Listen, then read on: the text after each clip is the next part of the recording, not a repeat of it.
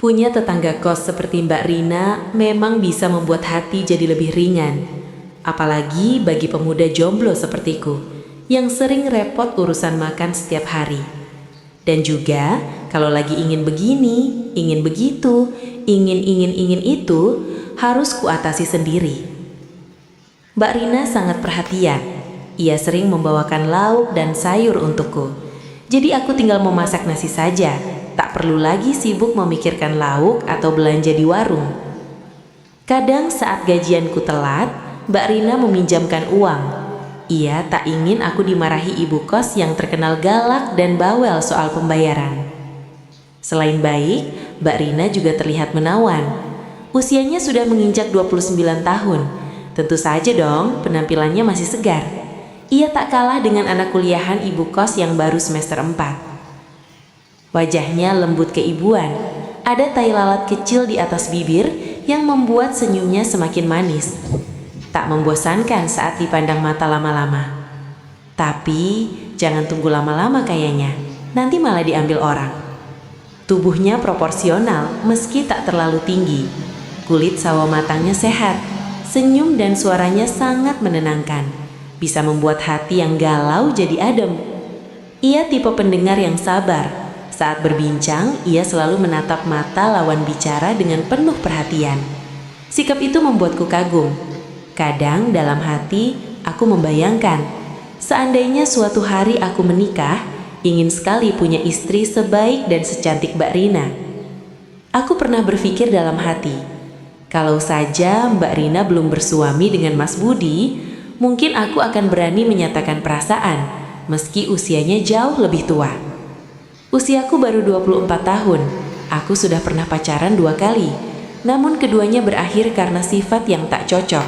Satu matre, satu egois. Sejak jomblo lagi, aku malas memikirkan pacar, takut kecewa lagi. Kehadiran Mas Budi dan Mbak Rina di kos ini mengurangi rasa sepi. Mas Budi berusia sekitar 32 tahun. Mereka sudah menikah 8 tahun, namun belum dikaruniai anak. Mereka bilang belum ingin punya anak dulu, biar terasa seperti pengantin baru terus. Namun menurut desas-desus yang aku dengar, Mas Budi adalah lelaki yang tidak bisa menjalankan tugasnya dengan baik. Jadi bisa saja alasan belum punya anak itu hanya untuk menutupi kekurangannya. Tapi aku tak ambil pusing. Yang penting Mbak Rina mampu menjadi warna baru dalam hidupku yang sepi di kos ini. Sudah setahun mereka menjadi tetangga kamarku. Mas Budi sopir bus antar kota, Mbak Rina ibu rumah tangga. Kadang ia jualan jajanan di kios depan milik ibu kos, dan kadang-kadang dia jadi SPG rokok. Tapi katanya dia jadi SPG kalau suaminya lagi pergi ke kota lain, biar nggak ketahuan gitulah ya. Ya buat tambahan uang jajan lah istilah kata. Karena sama-sama perantau, mereka menganggapku seperti adik sendiri. Kebaikan itu membuatku merasa nyaman. Awalnya aku hanya senang mendapat perhatian. Lama-kelamaan perasaan itu berkembang.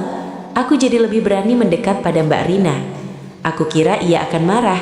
Ternyata ia malah tersenyum. Ia mengaku senang kalau aku lebih terbuka. Hubungan kami semakin dekat setelah hampir setahun menjadi tetangga. Aku bekerja sebagai teknisi bengkel. Pulang malam setiap hari. Awalnya kehadiran mereka kadang mengganggu, terutama malam-malam tertentu. Suara dari kamar sebelah terdengar jelas karena dinding tipis. Bisa dikatakan suara itu bikin aku penasaran dan pikiranku jadi kemana-mana. Dalam hatiku berkata, kok bisa ya? Bukannya kata orang Mas Budi itu, sudahlah, biar itu jadi urusan mereka. Aku sempat terganggu, namun lama-kelamaan aku belajar memahami. Namanya juga suami istri. Namun lambat laun, suara mesra itu perlahan berubah.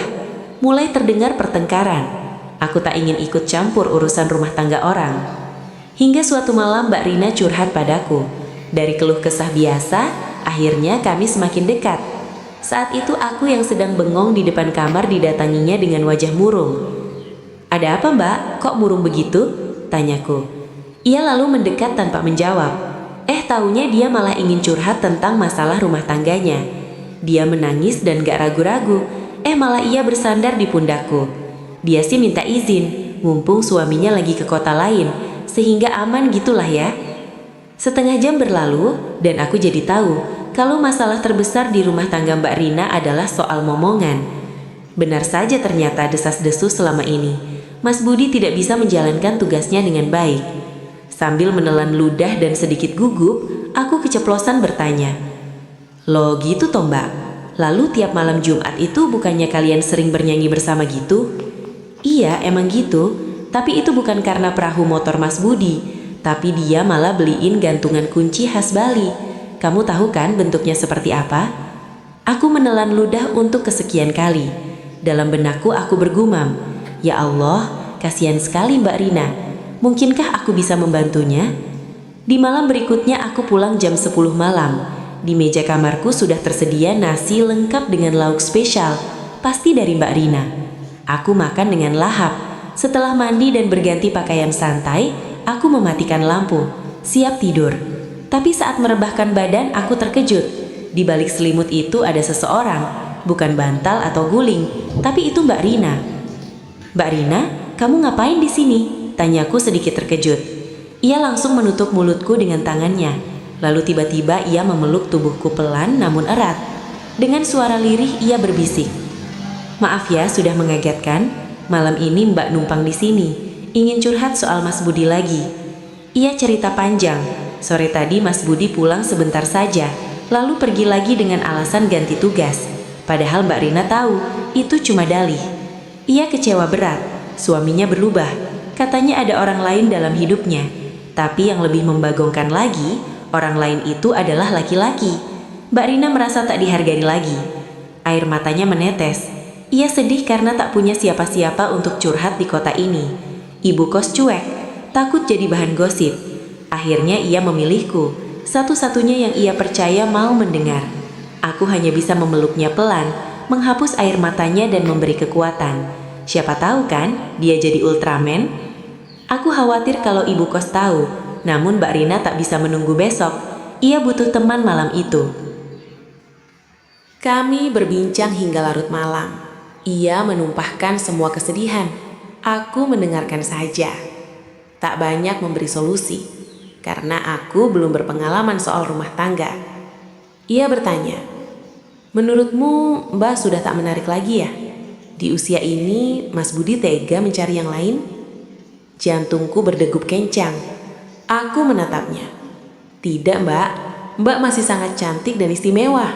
Mas Budi saja yang sedang hilaf." Malam itu kami saling menghibur. Pelukan yang tadinya hanya untuk menenangkan, perlahan berubah menjadi sesuatu yang tak kuduga. Nafas Mbak Rina terasa hangat di leherku. Jemarinya tiba-tiba mulai merayap lembut mencari-cari letak perahu motorku. Aku sedikit gugup, tapi aku tahu perahu motorku sudah siaga 1. Dalam pikiranku, lagian Mas Budi juga sudah dengan yang lain. Jadi aku niatkan saja sebagai cara untuk mengobati luka Mbak Rina. Di bawah cahaya remang lampu kecil kamar, kami semakin kehilangan jarak. Tiba-tiba dia membuka tirai tipis yang menutupi pemandangan indahnya. Dan saat itulah pertama kali aku dikasih lihat pemandangan dua anugerah kuasa itu. Aku menelan ludah untuk kesekian kalinya. Bersih, indah, tanpa celah setitik pun. Dan tanpa aku sangka, dia mengajariku cara-cara dan teori yang awalnya penuh keraguan, namun segera menjadi penuh kebahagiaan. Jemariku yang tremor dibimbing untuk menjelajahi setiap inci pemandangan indah yang selama ini hanya ada dalam imajinasiku. Ia mulai bernyanyi merdu dan pelan. Suaranya yang merdu kini terdengar tepat di telingaku, bukan di balik dinding indekosku. Tanpa terasa, sudah tak ada lagi yang namanya dinding pertahanan. Kini giliran Mbak Rina yang memompa kemudi perahu motor yang sudah siaga 1 dari tadi. Perahu motor itu sesekali menumpahkan oli mesin kendaraannya. Malam itu benar-benar menjadi ajang saling eksplorasi dengan penuh kelembutan yang terpendam lama. Bagaikan tarian sunyi di malam yang hanya milik 2 insan di dalam surga. "Kamu sudah berapa kali memacu perahu motormu?" tanya Mbak Rina pelan. Aku gugup. Sambil terbata-bata aku pun menjawab, Belum pernah Mbak Rina. Kendaraanku biasanya aku panaskan sendiri." "Kalau begitu, silakan kamu pacu ke gerbang kehidupan ya. Langsung saja, ini sudah siap," jawabnya. Tanpa pikir panjang, keaslianku pun sirna malam itu untuk pertama kalinya. Perahu motorku sukses menjejahi gerbang kehidupan yang disajikan. Mbak Rina berbisik bahwa selama dengan Mas Budi, gerbang kehidupan itu tak pernah dijawah dengan yang seharusnya. Dia berulang kali berkata thank you padaku. Aku pun semakin semangat untuk memacu perahu motorku. Berbagai varian dicoba satu persatu. Dan setelah setengah jam berlayar, banjir bandang tak bisa dibendung lagi oleh Mbak Rina. Sedangkan aku masih harus berusaha lebih giat lagi. Beruntung Mbak Rina masih mau membantu dan membimbingku. Sampai kemudian, perahu motorku terparkir dengan rapi di balik gerbang kehidupan, seraya menumpahkan oli mesin kendaraannya. Sekali lagi, Mbak Rina berucap, "Thank you." Malam itu kesedihan Mbak Rina sejenak terlupakan, digantikan oleh rasa diterima dan dicintai yang begitu nyata. Tangisnya berubah menjadi senyum. Kami berbagi cerita hingga pagi menjelang. Keesokan harinya, Mbak Rina sudah tak ada di kamarku. Hanya tersisa aroma parfumnya di bantal. Sejak saat itu, hubungan kami berubah. Ia sering menyambutku dengan kopi dan sarapan. "Cepat pulang malam ini ya, kita lanjut lagi." Kehadiran Mbak Rina membuat hariku lebih berwarna. Meski aku tahu batasannya. Meski aku tahu ini rumit. Kisah ini mengajarkan banyak hal. Kebaikan bisa membuka pintu hati, namun kadang membawa pada jalan yang tak terduga. Ambil sisi baiknya saja, jangan ditiru bagian yang salah. Semoga cerita ini menghibur dan memberi pelajaran. Terima kasih sudah mendengarkan. Jangan lupa like, komen, share, dan subscribe ya bosku.